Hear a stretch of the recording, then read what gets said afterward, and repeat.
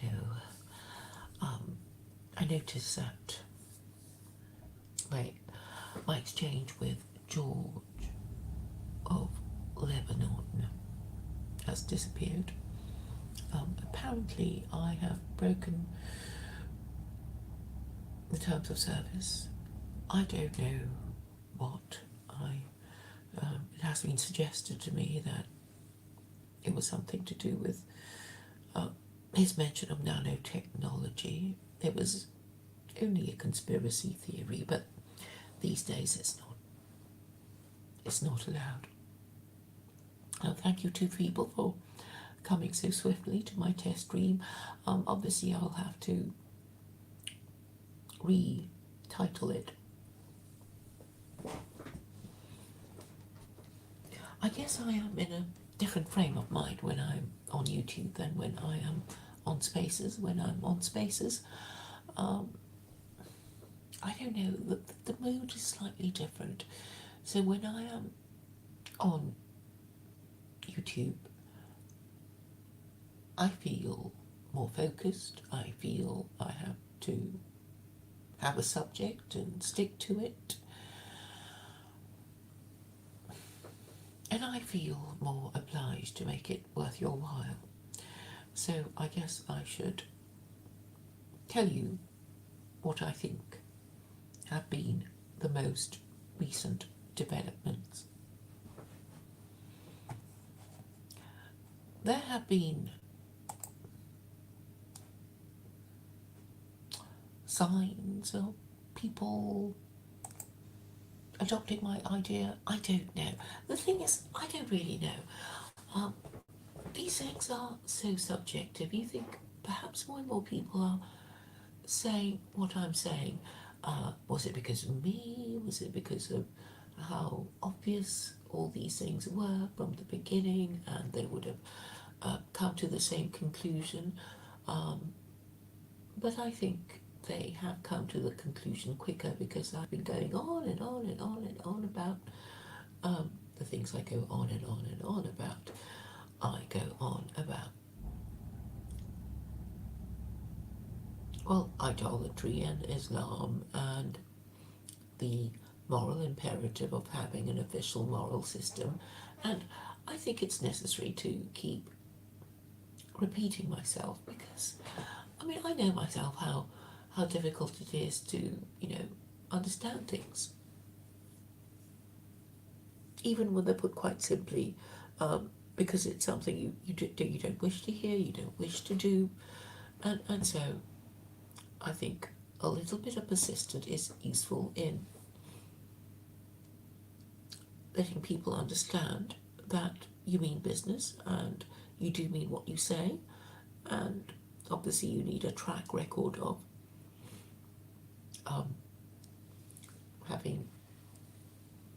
saying the same thing again and again.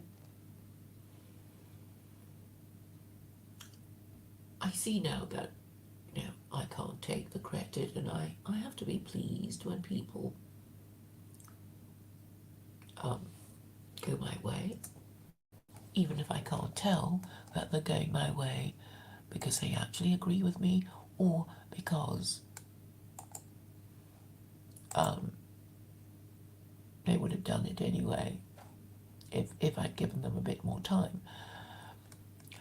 But the most important thing is really to minimize the pain that is being suffered by so many people. What is the nature of the pain?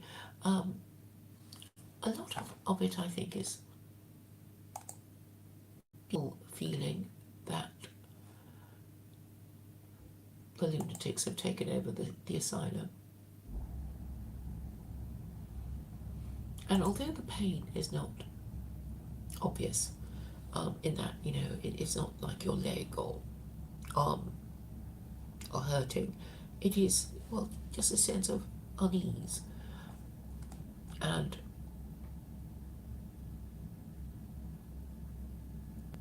well, anyway, psyche is not comfortable, and we are, well, I am in the business of minimizing these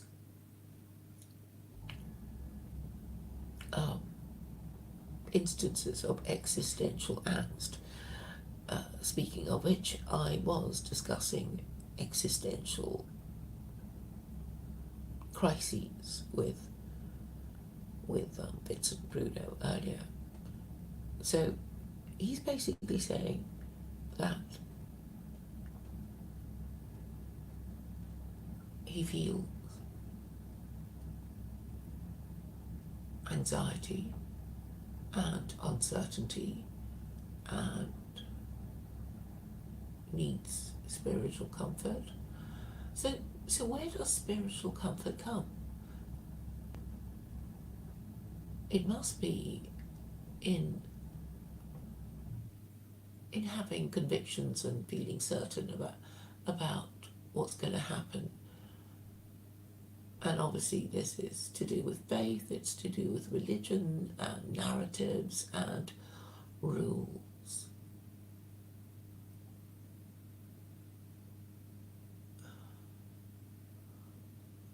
And there are people, I don't think, who understand how it works, and it's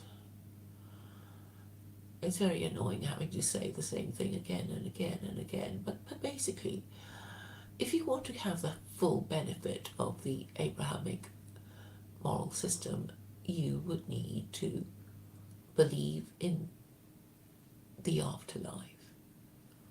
And, well, you don't even have to be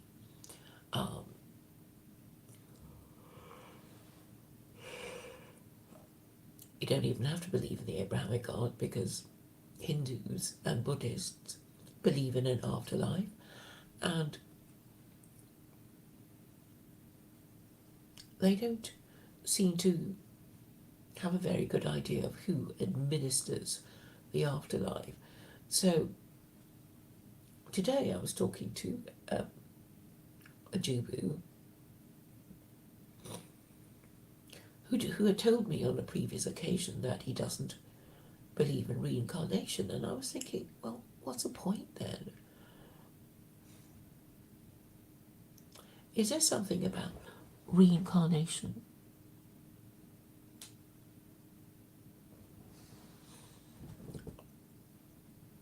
Hello, Mike Malzahn. I guess when you say the Bucks play 20 minutes, you mean it's football. But he can always come back. I'm just pontificating, really. I'm glad you're well, enjoying your, I guess, football, or is it basketball? So, what was I saying? I was saying existential crises, believe in the afterlife, yes. So you do need to believe in an afterlife to have the full benefit of the Abrahamic moral system. And in fact, people who don't believe in an afterlife are actually, I suppose you could say they're not to be trusted, because you know what happened to the Sadducees, who were these Jews of the priesthood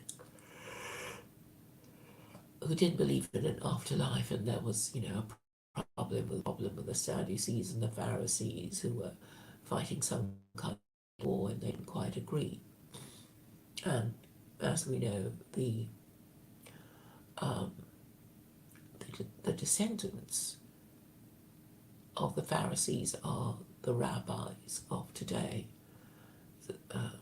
because it is their tradition to stick to the rules. But we know how difficult it is to stick to the rules when we consider what the rules actually are in the Old Testament. And if you've read the Quran, you'll see that Muslims don't quite follow it properly, and that that they don't quite agree about, the interpretation and the stories and all that. But I think we should just forget the stories for a moment and look at the logic of it. And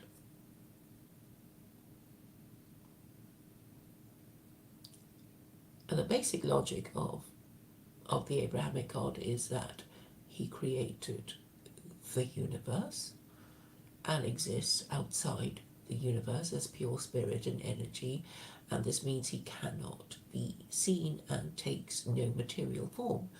And that is really quite easy to remember, and this obviously explains why, Jews have no idols, and therefore they say that worshipping idols is forbidden and a sin, and incurs a death penalty for Jews. Muslims aren't quite so strict about it, but they also disapprove of it, and the Quran says, why would you waste your time worshipping something that cannot help or harm you? And we go back to the question of the afterlife. The afterlife is a place where you are given your just deserts. You will be sent to a better life or a worse life, depending on how well you do in this life, about telling the difference between good and evil, because it is in the afterlife that we will be rewarded for good and punished for evil. There are, of course, many people who don't believe in the afterlife because they don't believe that good will be rewarded or evil punished, because they don't see it happening in the world that they inhabit.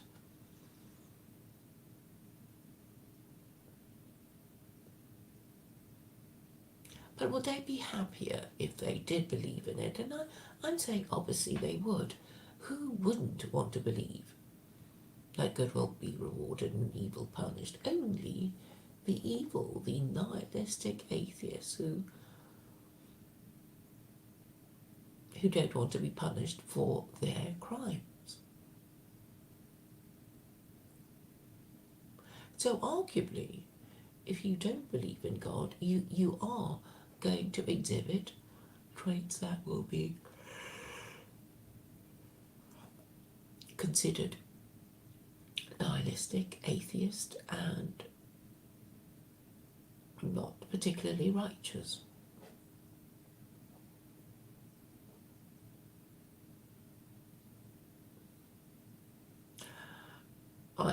I've been asked why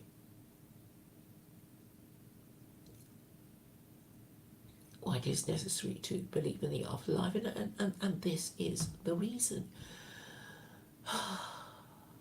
Why is it so hard to understand? I suppose people just don't want to give up their atheism and nihilism because they think it's smarter to be atheists and nihilists.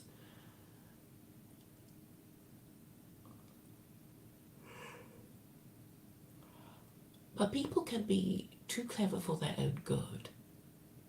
So, I mean, obviously, people who think they know a thing or two are the ones most likely to question the rules.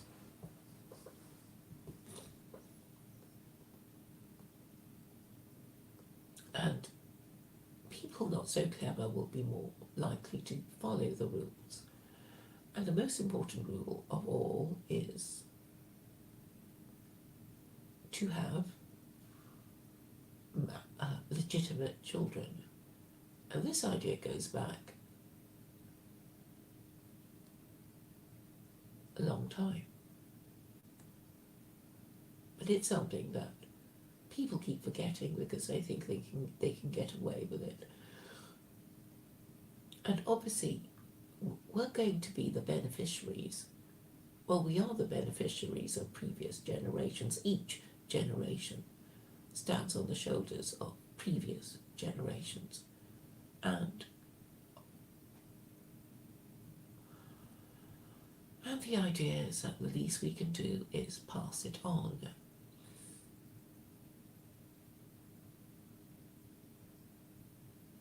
Because we are obviously benefiting from, you know, our society, our nation, our empire, and we should leave a little something of ourselves behind to so that they can watch the next installment of the human story.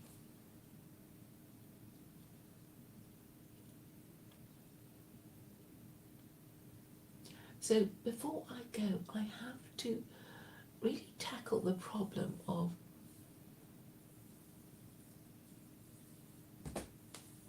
people not wishing to avail themselves of the Abrahamic moral system.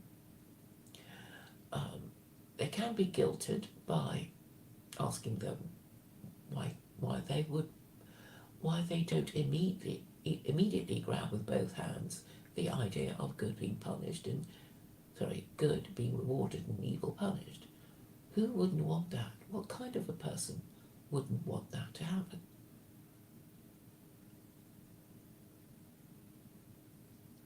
But what if it doesn't? If it doesn't happen? What if God doesn't exist and the afterlife doesn't?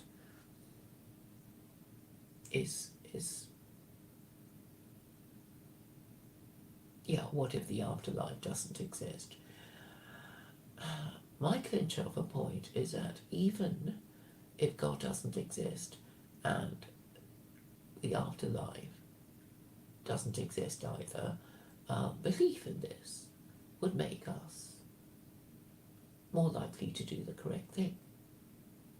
And therefore, since it is useful to believe in it for our governments and also useful to ourselves because it would make us happier and it can't be falsified, then we should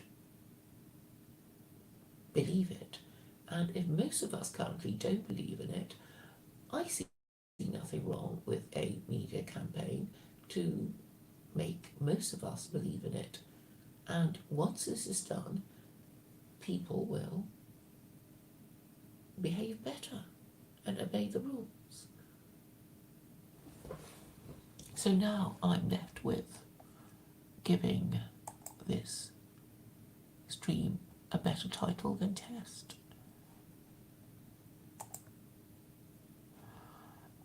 And it would have to fit in 100 characters. Let me think.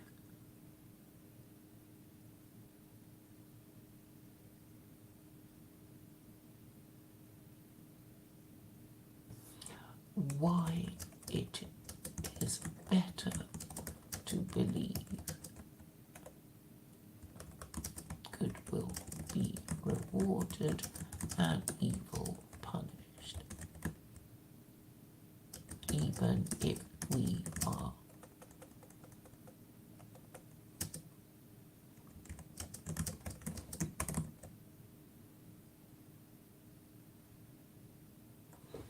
I think it makes sense. Why it is better to believe good will be rewarded and evil punished, even if we're not sure. Thank you, Elliot, for coming up. I don't know if you want to join me. I am feeling a bit sleepy, but I know you were talking about philosophy the other day, and you did say a few quite wise things about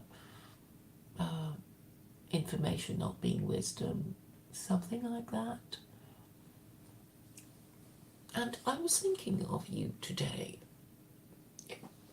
because I was arguing with this Jubu who didn't even believe in reincarnation, and I suspect Elliot doesn't believe in it either. And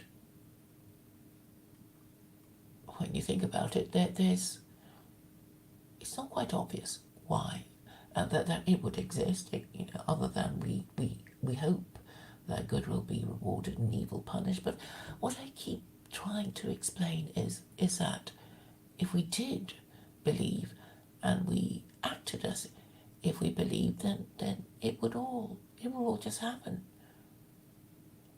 Because if we did the thing that is required for belief, we would actually make ourselves believe, and once it works, we will believe it even more. So it's going to be self-reinforcing.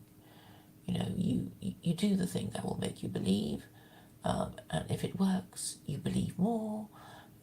If you believe more, you will do more of the thing that affirms your belief, and it's self-reinforcing. So that's all I'm going to say. I hope it made some sense. Thank you all for listening. Oh, Howard, long time no see.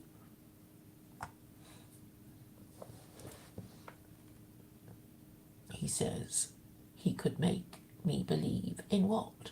I happen to know that he is not.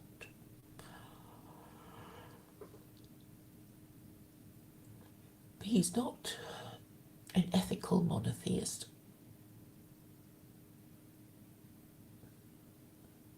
Ethical monotheism is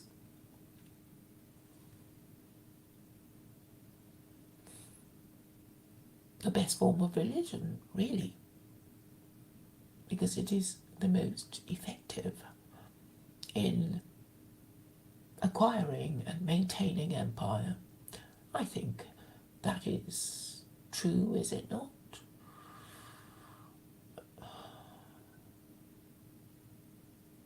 I mean, people will think of China, but was it operating on ethical monotheism before it became Marxist? I think a lot of China was really secular in the sense that the rulers of China and their advisors made up the rules as they went along.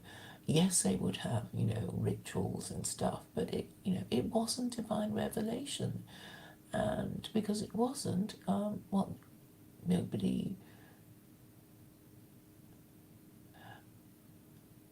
Because it wasn't divine revelation, that none of the rituals were divine. They were just made up by people.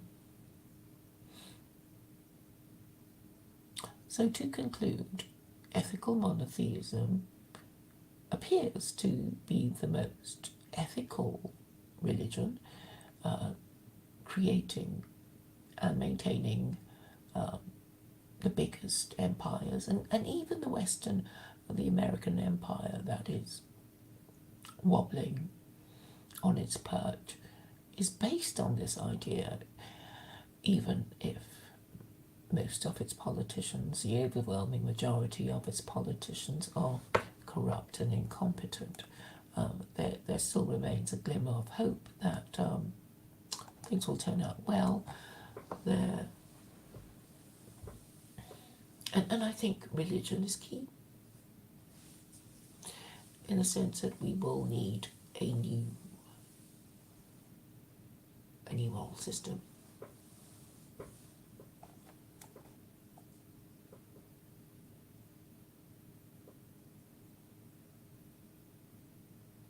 Yeah, StreamYard isn't working for me either, Elliot. I couldn't get it to accept my mic on Chrome, and I'm using